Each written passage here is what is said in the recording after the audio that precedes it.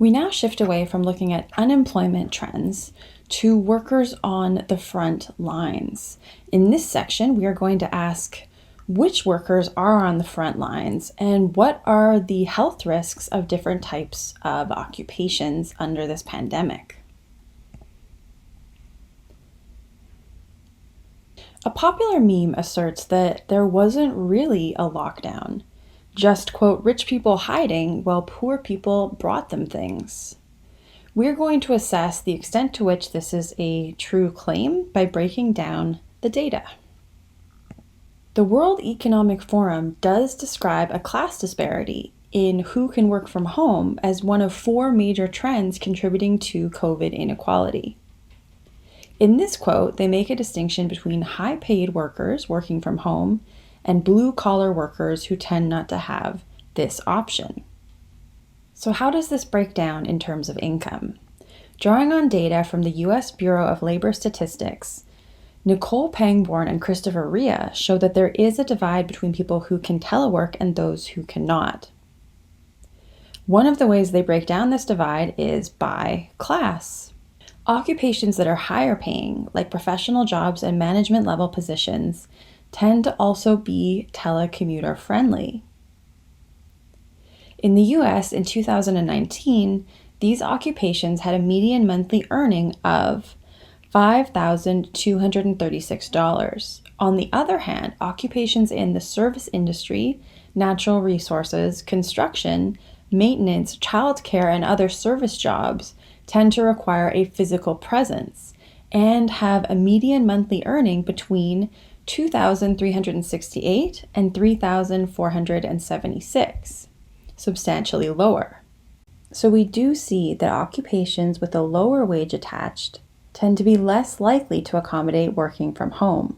We can also see that these occupations are gendered and in some cases racialized. In the US in 2019, men made up just under 95% of workers in natural resources, construction, and maintenance occupations. Men of color, especially Hispanic individuals, are overrepresented in these fields. On the flip side, low-wage face-to-face occupations related to childcare and health are female-dominated, with women of color overrepresented.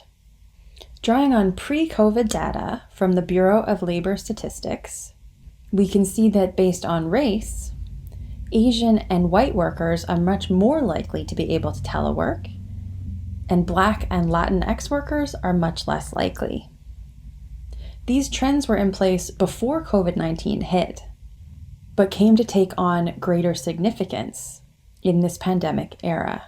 So we know that among employed workers, class, race, and gender partially explain which workers have to go into work under the pandemic and which workers can stay at home.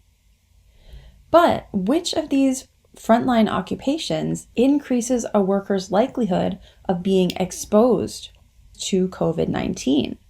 Here, additional layers of inequality emerge. Let's revisit the trend identified by the World Economic Forum, that higher paid workers are working from home, while lower paid blue-collar workers typically do not have this option. But not all lower paid jobs are blue-collar. There's also pink-collar jobs, as we've discussed. And blue and pink-collar jobs tend to bring different COVID risks for the workers doing these jobs. Consider working in construction, a blue-collar job, versus being a cashier or a home health aide, a pink-collar job. All are considered essential work under the pandemic, but the cashier and home health aide have more interaction with the public. And the home health aide is likely most at risk because their interactions with the public, for example, elders, are in very close physical proximity. In 2020, Rhea and Pangborn concluded that there is an overrepresentation of women and workers of color in essential occupations that involve, quote, close proximity to other people and high probabilities of exposure to the virus. In a quantitative analysis published in the Canadian Review of Sociology, Dr. St. Denis finds, quote, women work in occupations associated with a significantly higher average risk of exposure to COVID-19 than men. This is driven by their overrepresentation in high-risk, broad occupational categories such as health occupations. And many of these high-risk occupations are also low income. This is especially the case for women, immigrants, and members of visible minority groups.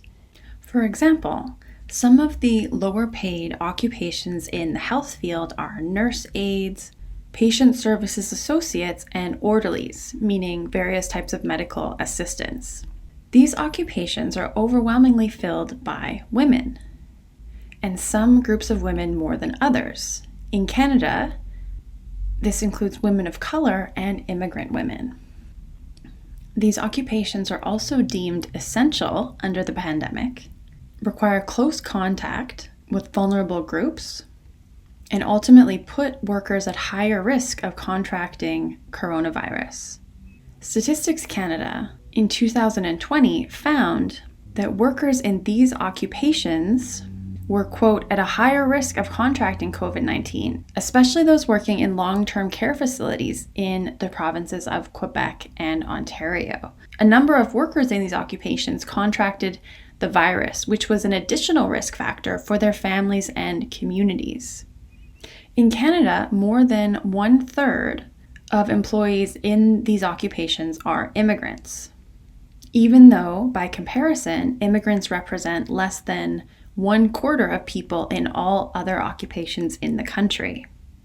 In this Statistics Canada table, we see a breakdown by year of the proportion of immigrants among nurse aides, orderlies, and patient services associates. What do you notice about this chart? First, the proportion of immigrants in these occupations is increasing at a higher rate than the proportion of immigrants in other occupations in Canada. In some of Canada's largest cities, including Toronto, Vancouver, and Calgary, over 70% of people in these occupations were immigrants.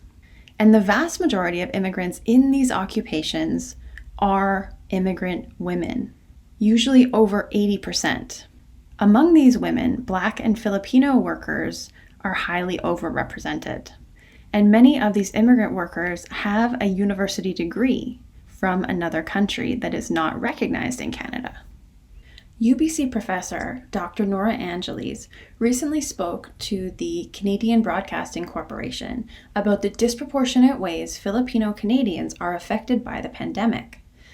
As Filipino workers are overrepresented in health occupations, many work in long-term care homes and assisted living facilities, including those facilities that have faced staggering coronavirus outbreaks. And there are Canadian immigration and labor policies that Professor Angeles ties to this overrepresentation, including the Live-In Caregiver Program, which tends to keep many Filipino Canadians working in seniors care, domestic child care, and other low-wage sectors. In about 50% of cases in the Live-In Caregiver Program, Dr. Angeles explains participants remain in caregiving work and at a similar wage value even 15 years after leaving the program. This is in a context where senior care services have been increasingly subcontracted to private care homes over the past 2 decades. Care workers in these facilities were already facing numerous challenges even before COVID hit. These challenges include low pay, increased workload, poor working conditions, and the use of part-time or casual rather than full-time and permanent labor. Workers who could only get part-time hours have therefore needed to work at numerous facilities to pay the bills. Under COVID-19, these challenging workplace conditions became the same conditions under which coronavirus could easily spread to both patients and care workers. In the British Columbia context, Provincial Health Officer Dr. Bonnie Henry implemented a single-site work order, meaning that healthcare aides could only work at one institution. While this was an effective measure in reducing viral spread, it drastically reduced the income of some healthcare aides, particularly those on casual and temporary contracts, who now could only obtain part-time hours from just one facility. This was partially alleviated by BC's temporary $4 an hour 16-week pay boost for frontline workers. However, a more long-term measure would include the government developing pathways to recognize foreign credentials. As some of these immigrant care aides were nurses and doctors in their home countries,